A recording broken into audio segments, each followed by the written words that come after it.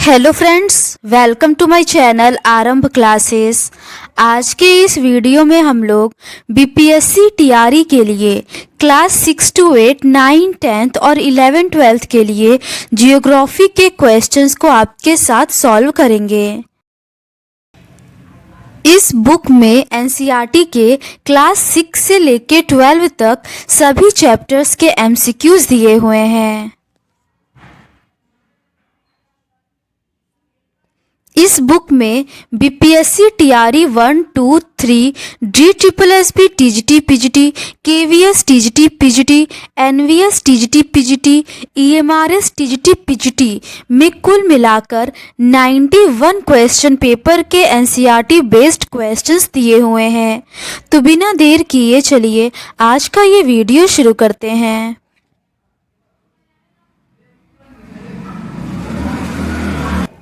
आज के इस वीडियो में हम लोग वायुमंडल के रिमेनिंग क्वेश्चंस का डिस्कशन आपके साथ करेंगे।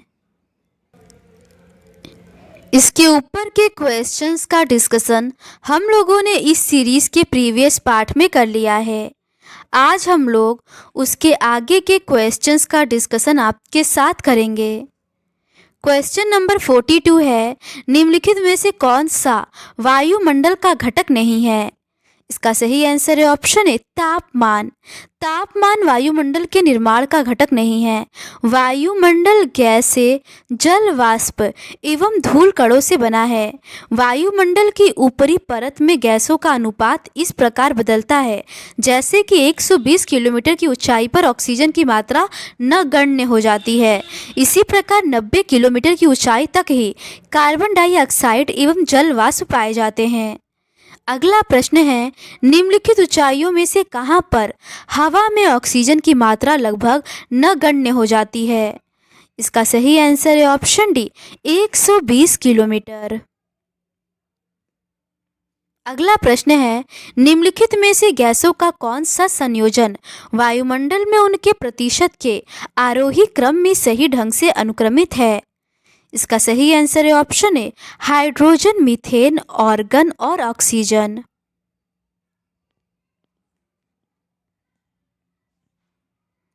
हाइड्रोजन का प्रतिशत 0.00005% है। मीथेन का 0.00017% है। ऑर्गन का 0.93% और ऑक्सीजन 20.95% है।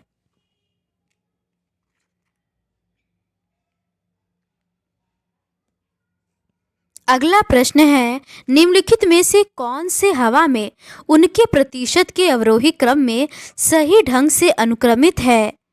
इसका सही आंसर है option C nitrogen, oxygen, argon, carbon dioxide. वायुमंडल में गैसों के प्रतिशत का अवरोही क्रम में सही ढंग से अनुक्रमित क्रम इस प्रकार है: नाइट्रोजन, ऑक्सीजन, ऑर्गन और कार्बन डाइऑक्साइड।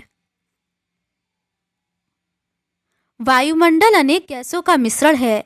नाइट्रोजन 78%, ऑक्सीजन 21% ऐसी दो गैसें हैं जिनसे वायुमंडल का बड़ा भाग बनता है।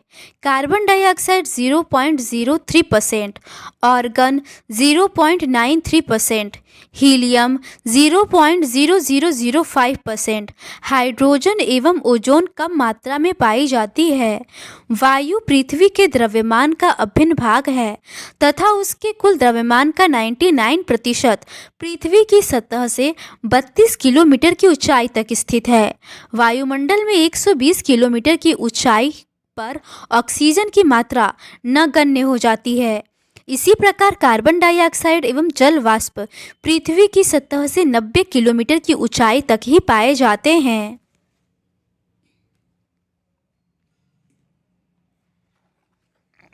अगला प्रश्न है, 32 किलोमीटर की ऊंचाई तक वायुमंडल का द्रव्यमान निम्नलिखित में से कितना होता है? इसका सही आंसर है ऑप्शन डी 99%। अगला प्रश्न है, निम्नलिखित में से कौन से हवा में उनके प्रतिशत के अवरोही क्रम में सही ढंग से अनुक्रमित है? इसका सही आंसर है option A nitrogen, oxygen, organ और कार्बन डाइऑक्साइड।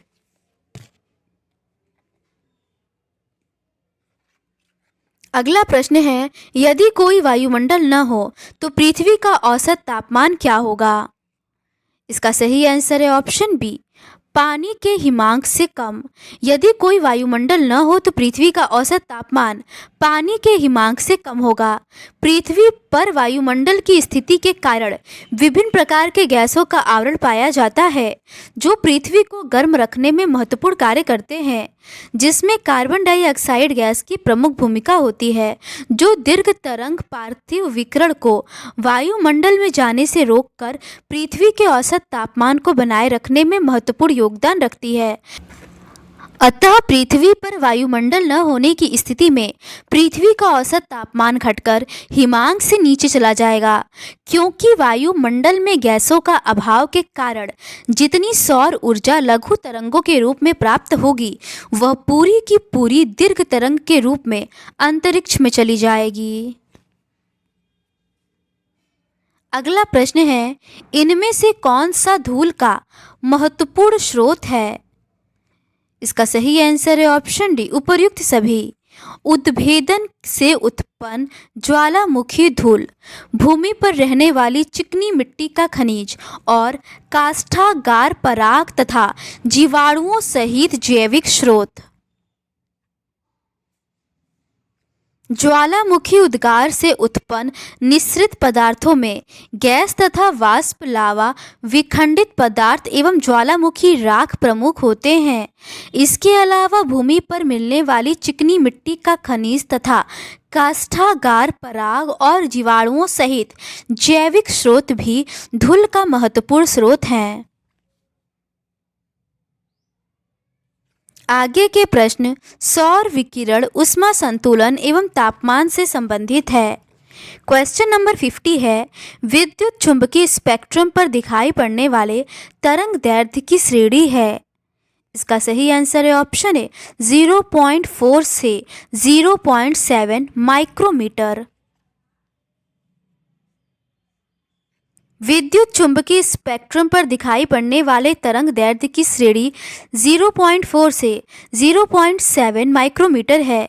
सूर्य से ऊर्जा तरंगों के रूप में विस्तारित होकर प्रकाश गति से पृथ्वी के धरातल तक पहुंचती है। इस ऊर्जा संचरण को विद्युत चुंबकीय विकिरण कहा जाता है। ऊर्जा तरंगों की लंबाई व आवृत्ति में भिन्नता पाई जाती है। इस भिन्नता के रेखांकन को विद्युत चुंबकीय स्पेक्ट्रम के आकार, तरंग दैर्ध्य व उनकी आवृत्ति के आधार पर ऊर्जा तरंगों को गामा किरणें, एक्स किरणें, पराबैंगनी किरणें, दृश्य किरणें, अवरक्त किरणें, माइक्रोवेव व रेडियो तरंगों में वर्गीकृत किया जाता है। अगला प्रश्न है, शुद्ध विकिरण संतुलन में अधिशेष डैश क्षेत्र में होता है। इसका सही आंसर है ऑप्शन सी, उष्णकटिबंध।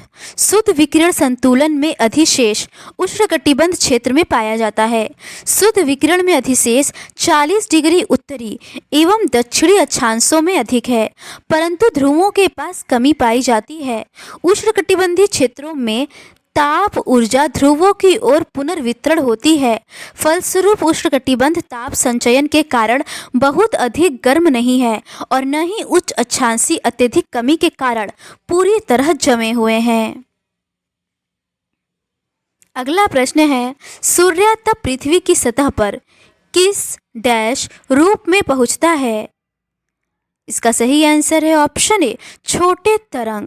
सूर्य तब पृथ्वी की सतह पर लघु तरंगों के रूप में पहुंचता है तथा पृथ्वी की सतह से दीर्घ तरंग के रूप में परावर्तित होता है।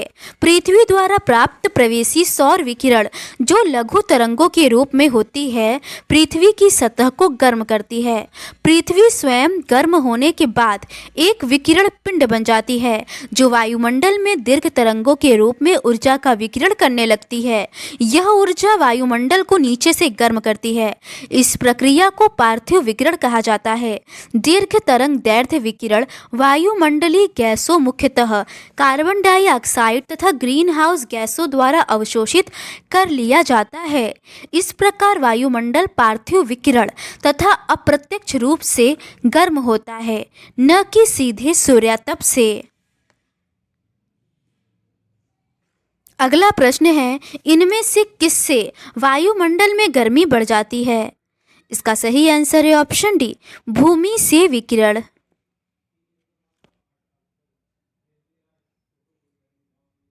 अगला प्रश्न है, उपोष्णकटिबंधीय मरुस्थलों में सर्वाधिक सूर्यातप निम्नलिखित में से किसके कारण होता है? इसका सही आंसर है ऑप्शन बी, यहाँ मेघाच्छादन सबसे कम पाया जाता है। धरातल पर सूर्यातप की मात्रा में उष्णकटिबंध में 320 वाट प्रति वर्ग मीटर से लेकर ध्रुवों पर 70 वाट प्रति वर्ग मीटर तक भिन्नता पाई जाती है। सबसे अधिक सूर्यातप उपोष्णकटिबंधीय मरुस्थलों पर प्राप्त होता है क्योंकि यहाँ मेघाच्छादन बहुत कम पाया जाता है। उष्णकटिबंध की अपेक्षा विषुवत वृत्त पर कम मात्रा में सूर्यातप प्राप्त होता है। सामान्यतः एक ही अक्षांश पर स्थित महाद्वीपीय भाग पर अधिक और महासागरीय भाग में अपेक्षाकृत कम मात्रा में सूर्यातप प्राप्त होता है। शीत ऋतु में मध्य एवं उच्च अक्षांशों पर ग्रीष्म ऋतु की अपेक्षा कम मात्रा में विकिरण प्राप्त होता है।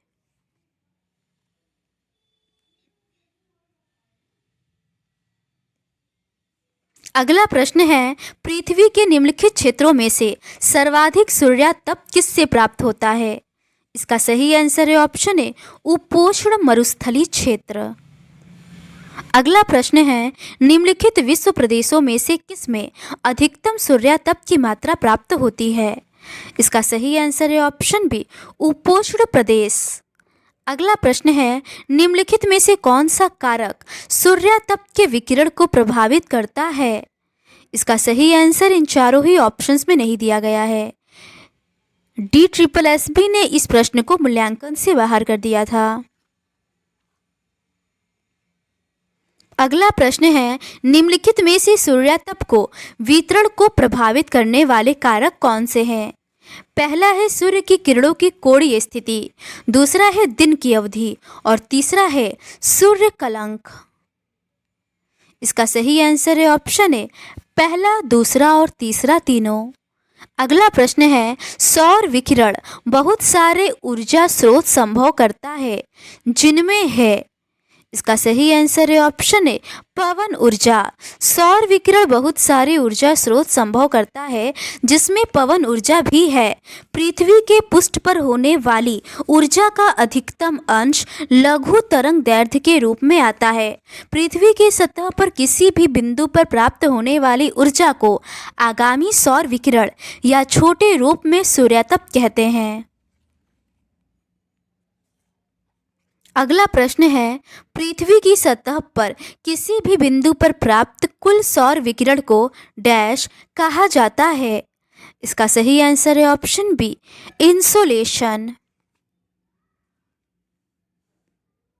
अगला प्रश्न है, 20 डिग्री उत्तरी अक्षांश पर 22 दिसंबर को निम्नलिखित में से कितने समय सूर्य प्रकाशित रहता है? इसका सही आंसर है ऑप्शन बी, 10 घंटे 48 मिनट।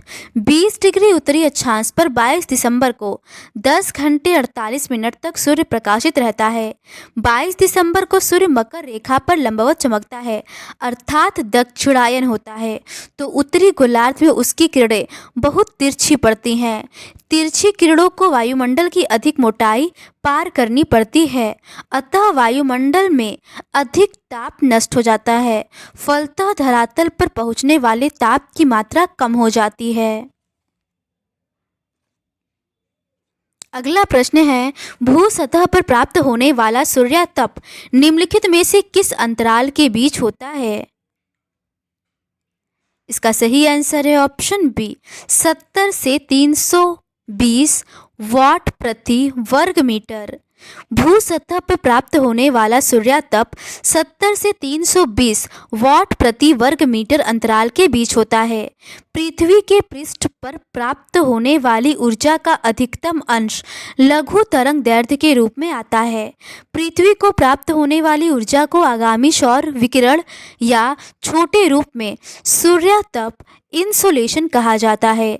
पृथ्वी औसत रूप से वायुमंडल की ऊपरी सतह पर 1.94 कैलोरी प्रति वर्ग सेंटीमीटर प्रति मिनट ऊर्जा प्राप्त करती है। वायुमंडल की ऊपरी सतह पर प्राप्त होने वाली ऊर्जा में प्रति वर्ष थोड़ा परिवर्तन होता है। यह परिवर्तन पृथ्वी एवं सूर्य के बीच की दूरी में अंतर के कारण होता है। अगला प्रश्न है, आने वाले सौर विकिरण के संदर्भ में निम्नलिखित में से कौन सा कथन सही है? पहला है, महासागरीय जल की सतह पर भूमि की सतह की तुलना में अधिक सूर्यातप प्राप्त होता है। दूसरा है, एक भूमि की सतह बाहर जाने वाले स्थलीय विकिरण के माध्यम से बहुत जल्दी ऊष्मा खो देती है। इसका सही आंसर है ऑप्शन ए, केवल दूसरा सही है। एक भूमि की सतह बाहर जाने वाले स्थलीय विकिरण के माध्यम से बहुत जल्दी ऊष्मा खो देती है। स्थलीय भाग में सूर्य की किरणें मात्र 1 मीटर तक ही प्रविष्ट हो पाती हैं, क्योंकि भूमि सौर किरणों के लिए अपारदर्शी होती है। परिणाम स्वरूप स्थलीय भाग आसानी से शीघ्र गर्म हो जाता है। दूसरी ओर धरातली पतली परत से ऊष्मा का उत्सर्जन भी उतनी ही शीघ्रता से संपन्न होता है, जिस कारण वह शीघ्र ठंडी भी हो जाती है। स्थलीय सतह की तुलना में सागरीय सतह का एल्बिडो अधिक होता है, अर्थात स्थलीय सतह की तुलना में सागरीय सतह से सौर्यिक विकिरण का अधिक प्रत्यावर्तन होने से जलीय भाग को कम सूर्यातप मिल पाता है। परिणाम स्वरूप स्थल के अपेक्षा सागर कम गर्म हो पाता है। अगला प्रश्न है, भूमध्य रेखा में वर्ष भर उच्च तापमान बने रहने के लिए क्या कारण है? इसका सही आंसर है ऑप्शन डी, सूर्य की किरणें प्रत्यक्ष रूप से पड़ती हैं। भूमध्य रेखीय क्षेत्रों में वर्ष भर सूर्य की किरणें प्रत्यक्ष रूप से सीधी पड़ती हैं, जिस कारण इन क्षेत्रों में तापमान उच्च बना रहता है। इन क्षेत्रों में वर्ष के प्रत्येक माह में दोपहर के बाद गरज और बौछारों के साथ प्रचुर मात्रा में वर्षा होती है। तापमान समान रूप से ऊंचा और वार्षिक तापांतर नगण्य होता है। उष्णकटिबंधीय आर्द्र जलवायु के प्रमुख क्षेत्र दक्षिण अमेरिका का अमेजन बेसिन, पश्चिमी विषुवतीय अफ्रीका तथा दक्षिण पूर्वी एशिया के द्वीप है। इस जलवायु में सघन वितान तथा व्यापक जैव विविधता वाले उष्णकटिबंधीय सदाहरित वन पाए जाते हैं। अगला प्रश्न है, भूमि के अक्ष के झुकाव के कारण इनमें से किस अक्षांश को पूरे वर्ष भर अत्यधिक प्रत्यक्ष सिर के बीच विकिरण मिलता है? इसका सही आंसर है ऑप्शन बी, भूमध्य रेखा। अगला प्रश्न है, निम्नलिखित कथनों में से कौन सा किसी स्थान पर वायु के तापमान को नियंत्रित करने वाले कारकों के बारे में सही नहीं है? इसका सही आंसर है ऑप्शन ए, समुद्र की तुलना में स्थल धीरे धीरे गर्म और ठंडा होता है। ये कथन सही नहीं है। समुद्र तल के पास के स्थानों पर तापमान अधिक होता है, ये सही है। तापमान सामान्यतः ऊंचाई बढ़ने के साथ घटता है, ये सही है। स्थल की तुलना में समुद्र धीरे धीरे गर्म और धीरे धीरे ठंडा होता है, ये सही है।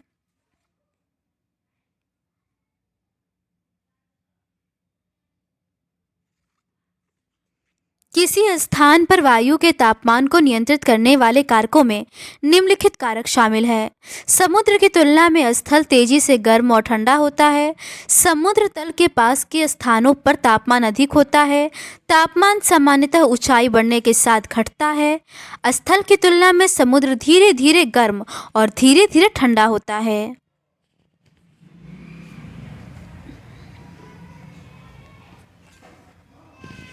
अगला प्रश्न है, स्थिरता बनी रहती है यदि पर्यावरणीय ह्रास दर होता है?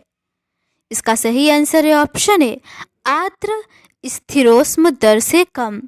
स्थिरता बनी रहती है यदि पर्यावरणीय ह्रास दर आर्द्र स्थिरोष्म दर से कम होती है।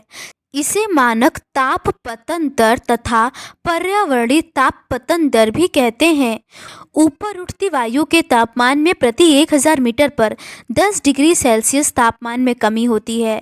इसे शुष्क एडियाबैटिक दर कहते हैं। उष्मांक या संघनन के बाद ऊपर उठती वायु के तापमान में प्रति 1000 मीटर पर 6 डिग्री सेल्सियस की दर से कम होती है। इसे आर्द्र या प्रतिबंधित एडियाबैटिक दर कहते हैं।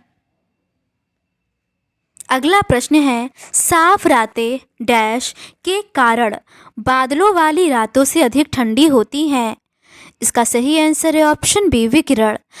साफ रातें विकिरण के कारण बादलों वाली रातों से अधिक ठंडी होती हैं।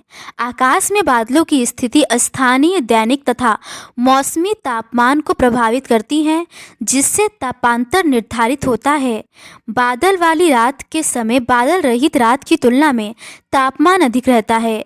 यह स्थिति इसलिए उत्पन्न होती है क्योंकि बादल धरातली सतह से होने वाले बहिर्गामी दीर्घ तरंग की अधिकांश मात्रा का अवशोषण कर लेते हैं तथा उसे पुनः धरातल की ओर प्रतिलोम विकिरण की प्रक्रिया द्वारा वापस लौटा देती है। अगला प्रश्न है, किसी भी पदार्थ के अणुओं के माध्यम से ऊष्मा के स्थानांतरण को कहा जाता है। इसका सही आंसर है ऑप्शन डी, परिचालन। किसी भी पदार्थ के अणुओं के माध्यम से ऊष्मा के स्थानांतरण को परिचालन कहा जाता है। प्रवेशी सौर विकिरण से गर्म होने के बाद पृथ्वी सतह के निकट स्थित वायुमंडलीय परतों में दीर्घ तरंगों के रूप में ताप का संचरण करती है। पृथ्वी के संपर्क में आने वाली वायु धीरे धीरे गर्म होती है। निचली परतों के संपर्क में आने वाली वायुमंडल की ऊपरी परतें भी गर्म हो जाती हैं। इस प्रक्रिया को चालन कहा जाता है। चालन तभी होता है जब असमान ताप वाले दो पिंड एक दूसरे के संपर्क में आते हैं। गर्म पिंड से ठंडे पिंड की ओर ऊर्जा का प्रवाह चलता है। ऊर्जा का स्थानांतरण तब तक होता रहता है जब तक दोनों पिंडों का तापमान एक समान नहीं हो जाता, अर्थात इनमें संपर्क टूट नहीं जाता। वायुमंडल की निचली परतों को गर्म करने में चालन की महत्वपूर्ण भूमिका होती है। अगला प्रश्न है, वायुमंडल की निचली परतों के तापन में निम्नलिखित में से कौन सा महत्वपूर्ण है। इसका सही आंसर है ऑप्शन बी, कंडक्शन या प्रवाहकत्व। अगला प्रश्न है, अभिवहन के बारे में कौन सा कथन गलत है। इसका सही आंसर है ऑप्शन डी, दिए गए विकल्पों में से कोई नहीं। ये तीनों ही सही दिया हुआ है। यह अभिवाह के समान है। यह एक वैक्यूम के पक्ष के बजाय एक बिंदु पर होता है। यह एक संपत्ति प्रवाह के साथ चलती है, तो इसका अभिवहन होता है। वायुमंडल में ऊष्मा के क्षैतिज स्थानांतरण की प्रक्रिया को अभिवहन कहते हैं। गर्म वायु राशियां जब ठंडे क्षेत्र में प्रवेश करती हैं तो वहां के वायुमंडल को गर्म कर देती हैं। इससे ऊष्मा का संचार निम्न अक्षांशीय क्षेत्रों से उच्च अक्षांशीय क्षेत्रों तक भी होता है। वायु द्वारा संचालित समुद्री धाराएं भी उष्णकटिबंधों से ध्रुवीय क्षेत्रों में ऊष्मा का संचार करती हैं। अभिवहन अभिवाह के समान है तथा जब एक संपत्ति प्रवाह के साथ चलती है तो इसका अभिवहन होता है। यह एक वैक्यूम के पक्ष के बजाय एक बिंदु पर भी होता है। अगला प्रश्न है, वह प्रक्रिया जिसके माध्यम से वात गर्म ठंडी हवा को क्षैतिज रूप से एक स्थान से दूसरे स्थान पर स्थानांतरित करती है को के रूप में जाना जाता है। इसका सही आंसर है ऑप्शन बी, अभिवहन। वह प्रक्रिया जिसके माध्यम से वात गर्म या ठंडी हवा को क्षैतिज रूप से एक स्थान से दूसरे स्थान पर स्थानांतरित करती है को अभिवहन के रूप में जाना जाता है। वायु के क्षैतिज संचलन से होने वाला ताप का स्थानांतरण अभिवहन कहलाता है। लंबवत संचलन की अपेक्षा वायु का क्षैतिज संचलन सापेक्षिक रूप से अधिक महत्वपूर्ण होता है। मध्य अक्षांशों के दैनिक मौसम में आने वाली भिन्नताएं केवल अभिवहन के कारण होती हैं। उष्णकटिबंधीय प्रदेशों में विशेषतः उत्तरी भाग में गर्मियों में चलने वाली स्थानीय पवन लू इसी अभिवहन का ही परिणाम है। अगला प्रश्न है, वह प्रक्रिया जिसके माध्यम से ठंडी हवा गर्म हवा को एक स्थान से दूसरे स्थान पर क्षैतिज रूप से स्थानांतरित करती है जानी जाती है। इसका सही आंसर है ऑप्शन डी, अभिवहन। अगला प्रश्न है, निम्न में से किस कारण वायुमंडल उष्ण होता है? इसका सही आंसर है ऑप्शन डी, पृथ्वी से होने वाला विकिरण। पृथ्वी द्वारा प्राप्त प्रवेशी सौर विकिरण जो लघु तरंगों के रूप में होता है पृथ्वी की सतह को गर्म करता है। पृथ्वी स्वयं गर्म होने के बाद एक विकिरण पिंड बन जाती है और वायुमंडल में दीर्घ तरंगों के रूप में ऊर्जा का विकिरण करने लगती है। यह ऊर्जा वायुमंडल को नीचे से गर्म करती है तथा इस प्रक्रिया को पार्थिव विकिरण कहा जाता है। तो आज के इस वीडियो में बस इतना ही। पृथ्वी का उष्मा बजट से संबंधित प्रश्नों का डिस्कशन हम लोग इस सीरीज़ के नेक्स्ट पार्ट में करेंगे। अगर आपको ये सीरीज़ पसंद आती है तो please do subscribe to my channel and like this video. Thank you.